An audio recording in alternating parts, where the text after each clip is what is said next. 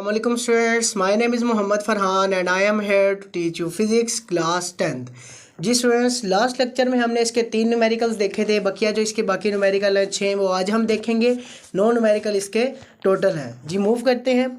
जिसका हमारा चौथा न्यूमेरिकल है, a doctor count 72 heart beats in 1 minute, calculate the frequency and time period of the heart beat. एक doctor है जिसने heart beat number of heart beat counts किए हैं 72 1 मिनट्स के अंदर। हमने देखना है कि उन हार्ट बीट्स की जो वेवलेंथ है उसकी फ्रीक्वेंसी क्या है और उसका टाइम पीरियड क्या है। तो हमारे पास जो नंबर ऑफ हार्ट बीट्स हैं इनको एन से रिप्रेजेंट करेंगे और ये टोटल कितनी है 72। और टाइम हमारे पास 1 मिनट है। 1 मिनट में कितने सेकंड्स होते हैं? 60 सेकंड्स होते हैं। अब हमारे पास जो फ्रीक्वेंसी का फार्मूला है, फ्रीक्वेंसी की डेफिनेशन हमने पढ़ी थी, number of vibration in 1 second is called frequency.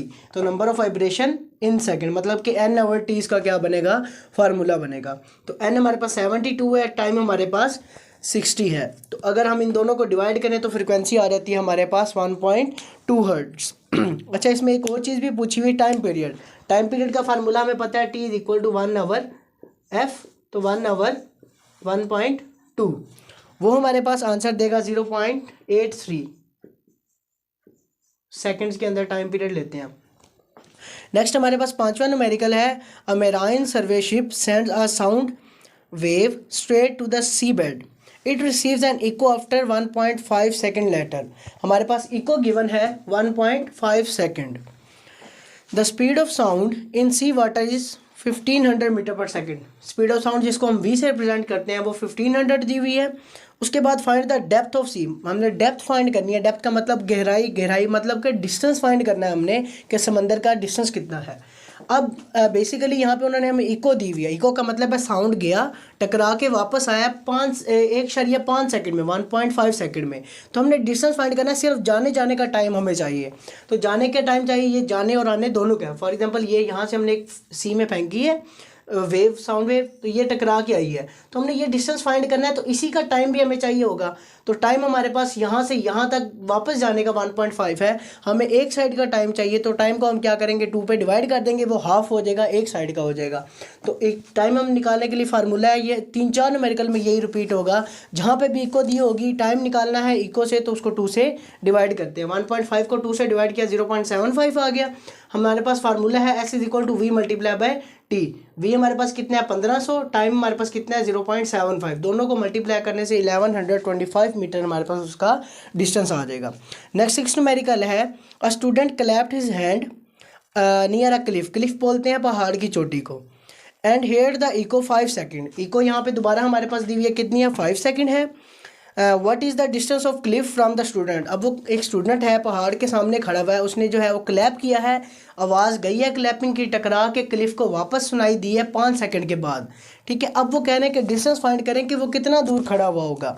अब वही बात आ गई जिस तरह लास्ट न्यूमेरिकल में देखा है। अब उसने जब क्लैप किया है तो वो टकरा कर वापस आई है 5 सेकंड के अंदर। तो हमें सिर्फ जाने का टाइम निकालना है। तो 5 को 2 से डिवाइड करेंगे तो 2.5 हमारे पास क्या आ जाएगा, टाइम आ जाएगा। हमारे पास time is equal to echo by 2 ऐसे is equal to 5/2 is equal to 2.5। अब हमारे पास वेलोसिटी कितनी है उसने दी हुई है 346 मीटर पर सेकंड, स्पीड ऑफ साउंड जो है। तो हम दोनों को मल्टीप्लाई कर देंगे वेलोसिटी और टाइम को। S is equal to V T, हमारे पास 346 है, टाइम हमारे पास 2.5 है। दोनों को मल्टीप्लाई करने से 865 मीटर हमारा क्या आ जाएगा, डिस्टेंस आ जाएगा। नेक्स्ट 7 न्यूमेरिकल है, a ship send out ultrasound that returns from the sea bed and it is detected after 3.42 second. Detect की है हमने एक शिप है जिसने सेंड आउट किया अल्ट्रासाउंड, अल्ट्रासोनिक वेव हमने फेंकी हैं, सेंड आउट किए हैं, वो टकरा के दोबारा वापस डिटेक्ट किए हैं, ट्रांसमीटर से सेंड करते हैं, रिसीवर से रिसीव करते हैं। रिसीव होने का मतलब है कि वो कितने टाइम के बाद रिसीव हो रही है, हमारे पास 3.42 टाइम के बाद। मतलब कि जाने का टाइम और जाकर टकरा के वापस आने का टाइम जो रिसीव हुआ है, सेंड किया, सेंड होने के बाद रिसीव हुआ, वही दोबारा ये इको बन गई। तो इको से हम टाइम निकालते हैं, वही हमने मेथड करना है, इको बाय 2, टाइम हमारे पास 1.71 सेकेंड्स आ जाएगा। The speed of sound, what is the distance from if the speed of ultrasound through the sea water is 1531। हमारे पास यहाँ पे स्पीड कितनी दी हुई है 1531 मीटर पर सेकंड। वही हमने डिस्टेंस फाइंड करना है। तो S equal to V multiply by T. V हमारे पास है 1531, टाइम हमारे पास है 1.71। दोनों को मल्टीप्लाई करके हमने जो है वो डिस्टेंस निकाल लेना है। डिस्टेंस का फार्मूला आपने याद रखना है, ये 2 से 3 न्यूमेरिकल्स में क्या हो रहा है, यूज़ हो रहा है। नेक्स्ट हमारे पास है 11.8 the highest frequency sound human can hear is 20,000 hertz. What is the wavelength in air if the frequency at this frequency at temperature 20 degree Celsius? What is the wavelength of the lowest sound we can hear about 20 hertz? Assume the speed of sound in air at 20 degree Celsius is 343 degree. अब बहुत मज़े का और बहुत important numerical है ये वाला. वो कह रहा है कि एक हमारे पास जो हम हाईएस्ट फ्रिक्वेंसी सुन सकते हैं वो 20,000 हर्ट्ज़ है और जो लोवेस्ट फ्रिक्वेंसी हम सुन सकते हैं वो 20 हर्ट्ज़ है. अब वो कह रहा है दोनों पे वेवलेंथ निकालें, दोनों का टेम्परेचर सेम है 20 डिग्री सेल्सियस और 20 डिग्री सेल्सियस पे उसने हमें जो स्पीड ऑफ साउंड दी हुई है वो 343 दी हुई है. हमें रिलेशन पता है v is equal to F lambda. ठीक है, अब यहाँ पे हमने F1 हमारे पास एक फ्रिक्वेंसी 20,000 हर्ट्ज़ है, उसमें हमने λ1 फाइंड करना है, टेम्परेचर 20 डिग्री सेल्सियस है. F2 हमारे पास 20 हर्ट्ज़ है और वेलोसिटी दोनों के लिए सेम है 343, क्योंकि हमारे पास दोनों के लिए टेम्परेचर क्या है 20 डिग्री सेल्सियस और दोनों पे हमारे पास क्या होगी, स्पीड ऑफ साउंड क्या होगी, सेम होगी. तो v is equal to F1 λ1, v is equal to F2 λ2. ये वो हमने रिलेशन पढ़ा था वेलोसिटी और वेवलेंथ का, v is equal to F lambda. तो अब यहाँ से हमने λ1 निकालना है, λ1 is equal to v over f. λ1 इधर एक f मल्टीप्लाई हो रहा है, f1 उधर जाके v के साथ डिवाइड, तो दोनों को डिवाइड किया, v हमारे पास 343 है, f1 हमारे पास 20,000 है, दोनों को डिवाइड किया. इसी तरह इधर प्रोसीजर लगाया, यहाँ पे f2 की जगह 20 आ जाएगा. दोनों को डिवाइड करने के बाद λ1 हमारे पास 1.7 मल्टीप्लाई बाय 10⁻⁻2 आ गया है और जो λ2 है वो हमारे पास 7.2 मीटर आ गया है. ये आप कैलकुलेटर से कैलकुलेशन कर सकते हैं. नेक्स्ट हमारे पास लास्ट न्यूमेरिकल है, sound wave has a frequency 2 kilo hertz. 2 kilo hertz का मतलब है, किलो का मतलब 1000, 2 किलो हर्ट्ज़ का मतलब 2000, तो फ्रीक्वेंसी कितनी दी है 2000 हर्ट्ज़ है. And wavelength 35 centimetre. वेवलेंथ कितनी है 35 सेंटीमीटर.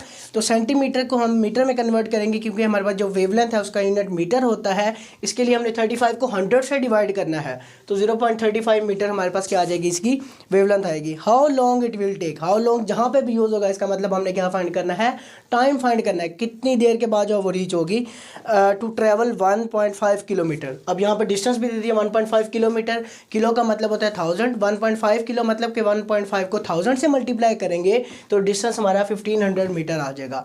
हाउ लॉन्ग का मतलब हमने टाइम फाइंड करना है. तो आप लोगों ने पहले यहाँ से टाइम फाइंड करने के लिए फार्मूला है s is equal to v multiply by t.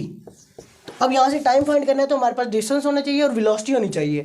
Distance तो है हमारे पास लेकिन वेलोसिटी हमारे पास नहीं है, तो वेलोसिटी हम किस फार्मूले से निकाल सकते हैं, v is equal to F lambda. तो हमने v is equal to F lambda लगाया, फ्रीक्वेंसी हमारे पास 2000 है, लैम्डा मतलब कि वेवलेंथ हमारे पास 0.35 मीटर है, दोनों को मल्टीप्लाई किया तो वेलोसिटी आ गई 700. अब वो रिलेशन हमने यूज़ किया s is equal to v multiply by t.